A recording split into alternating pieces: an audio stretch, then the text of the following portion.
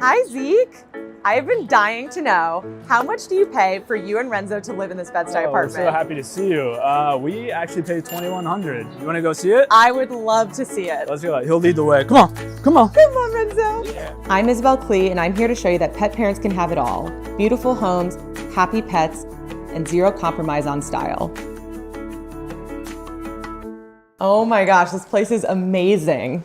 Before I get the full tour, I would love to know, what was your inspiration when you were designing it? My sister said it's industrial, cool, and groovy. You know, I work as an architect full time. I'm just super drawn to industrial parts and pieces. If I can take these simple parts and design something that meets the same function, but in a way simpler way, it sort of sets the stage that these primary colors can pop. I noticed that it is mostly yellow and blue. Yeah. Are those your favorite colors? I'm very guilty of that, yeah. A very specific blue, cobalt blue, and then yellow just matches it so well. Yeah. Plus yellow looks so good on Renzo. He does. He came from Wyoming, and so did I, and this is like the Wyoming yellow. I grew up with a dog. I was maybe toying with the idea of getting a dog again. And I was living in Wyoming at the time, working as architect. A bunch of German Shepherd puppies were just flown in from a shelter in Texas. And he was a little baby, and I went and saw him. And he just came over and curled next to me. We couldn't deny him. So came with us, and he's been a Wyoming dog. And now he's honestly new to New York. And by new, 2 years. I will get to this couch later because it is very unique, but I want to talk about this table because it also matches his bandana. I couldn't find the right one when I was looking on Marketplace, and I knew I wanted to build something for this space. Are you saying you built this yourself? I did build it myself. Conceptually, it's just boards stabbed with a dowel, and then this is just floating on top. Definitely wanted something that was pop against this carpet. I also had magazines lying around all the time, and I kind of came up with this weird combo of magazine holder meets coffee table. I also noticed that the height of it is perfect because it's kind of like low enough that he is just missing all the items on here. You know, I can be here and it's not weirdly too high of a thing. How much money do you think you save building it yourself versus buying a table? You know, this probably costs $75. Wow. And then, you know, something designed by, you know, these designers that I love, you can get to the thousands pretty quick. And it's meeting the same function, just in a easier, cheaper way. I also love this rug. I love the color of it and the shape of it. How does this hold up with his shepherd hair? Because I imagine he sheds a lot. He does shed a lot. I may have vacuumed at least 3 times already. And you can already see. You can already see it's back. Yeah, you can see that hair. But it's totally worth it. It's totally worth it. So I know that you designed this apartment with Renzo in mind. I also noticed that you don't have a TV. Is that intentional? I hate looking at a TV. It's just like a black mirror, literally. Yeah. Designing a space that's already small. This wall just seemed perfect for a projector. How wide does it go? It's almost exactly the width of this, which is also why I designed it to be, you know, a 10-foot long. That's where building this became important. I knew I wanted something that stretched the whole length of the projector. The whole wall is essentially a projector. So this had to be low enough to not interrupt the projector, and also like it's kind of Renzo height. So when he traverses across, you know, he sort of just blends in with the height of this console. When the projector's not on, like right now, it just looks like a nice piece for the house. How much did this console cost you to make? Probably at 1,000 or just under. Comparing it to other pieces that I've been inspired by that designers have done, probably $5,000. And if I bought an 8-foot thing, getting it through the door would be impossible. So living in small apartments, like how can you build these, you know, massive things in small pieces? This is a New York City tip. If you live in a 4th floor walk-up and you don't want to move your furniture, just build it yourself. Just build it yourself. Easy as that. It's easy, right? Easy as that. So when you're designing a piece like this table or this console, where do you even begin? I do have a little secret notebook of a few sketches, yeah. I would love to see it. I can show you, yeah, absolutely. If we just even look at the coffee table, for instance, started a small sketch like this, where I'm literally just drawing a circle and then showing how the boards underneath it interact and slipping in. It's usually that loose of a sketch. I mean, I shouldn't be surprised, but it looks just like it. So when you're designing something, how early in the design process are you having Renzo in mind? For instance, if you even look at this sketch, I have 3 shelves and the bottom one is really low to the ground. Well, when I ended up making it, I realized if that shelf was low to the ground, there's a pretty high chance he's gonna knock stuff over on it or run into it. So quickly the design altered to raising all the shelves up, and so he can easily pass. I would love to test the Renzo proofing of this and see his height under here. Yeah. Come here. I mean, he's there's like a good half a foot between there. I know, let's see if I can get him some speed. Come here. Let's go. Yeah, it's perfect. Perfect. Like even if he's jumping a little bit, he's not gonna hit that. He's not gonna hit it. It's perfect. And I'm telling you, he does laps, especially after a walk. He's doing laps.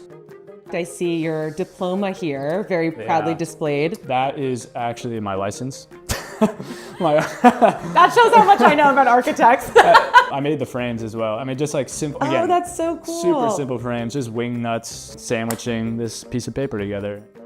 And how much did it cost you to make this shelf? There's a shelf that's similar that is actually vintage IKEA. It's probably around $2,000, whereas this similar vibe, floating shelf, metal, was probably like $250. Wow. This was pretty difficult to make. These are 2 different metal panels, and it's the whole structure of this shelf, and so how to unite these 2 together. So there's a whole hidden back support back here.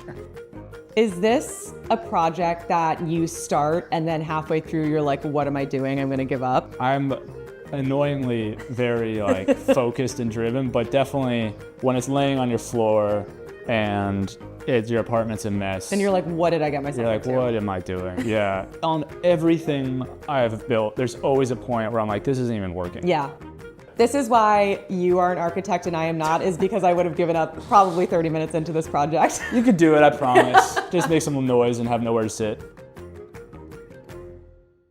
So through this tour, I have noticed that Renzo is obsessed with these toys. Can you show me where you keep them? Yeah, he's absolutely obsessed. He's got a little small bucket hidden in this hallway. Renzo's. You can see all the hair on the bottom. Yes. I mean, disgusting. this is just like made for dogs. Yeah, I love it. Exactly.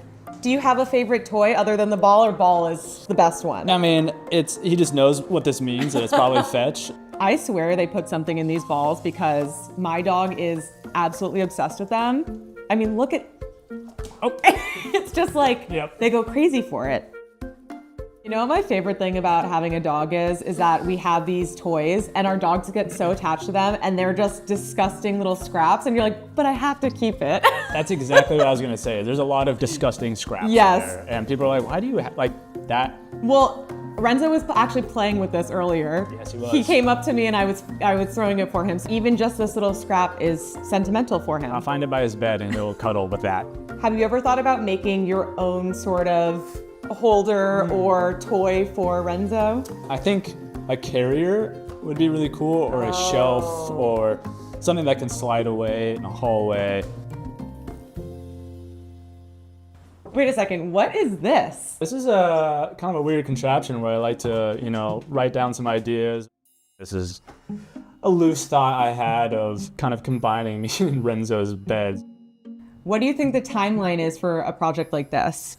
Typically how it goes is I draw something like this, and since I'm walking past it all the time, it's kind of a reminder of like, oh, that's something I should do. It's like top of mind. Yeah, and then it's just, oh, it's a rainy weekend. I guess I can do that, I can see that this is the bed that we're talking about potentially extending. Yeah. And Exactly. I don't know if you guys can see, Renzo's right over here. This is where the extension would occur. This is exactly what I'm talking about. So taking advantage of this little nook that he already sleeps in and occupies, basically there's an extension of my bed frame that comes out. So it's my bed on the bed frame and his bed on the bed frame. And that way he's not doing off and on over and over again, because he'll sleep with me for an hour and then he'll jump off and sleep on the ground, and he does that on repeat. It also just, I love the idea of making this a big just gesture, a big thought, instead of just a bed as a piece of furniture. Yeah. What are you doing? He fully hangs out down there. Oh, There he comes. Here he is. Come on, buddy. Come on, buddy. Yeah. Oh, ridiculous. He barely fits. But he makes it work. So what piece of furniture do you feel like you splurged on the most when you were making it? This couch is the most expensive thing. And if you want high quality fabric, yeah, it can be expensive. $2,000 total cost, time and everything. Designer couch of similar design, $11,000. I was gonna say like minimum 10,000. Yeah. And Renzo clearly loves it. Yeah. I'm assuming you made this as well. Yeah, I did. And it's exactly how he's using it right now. I had pictured having a section of the couch right there that has no back to it. He can access it either from the front or from the back. Walk me through this process. This took, quite a bit of time. It was quite a learning process. This is super industrial material. This is actually fiberglass. So it's not gonna break? It's not gonna break, no, absolutely not. Even, the cushions and the fabric, each fabric has different stress tests, and with you have a dog, it's getting highly stressed. And then the other aspect is his hair is invisible on this. Oh, I didn't even think about it because it has these little black elements of it, which kind of look like his hair. What does it mean for you to have it all as a pet parent?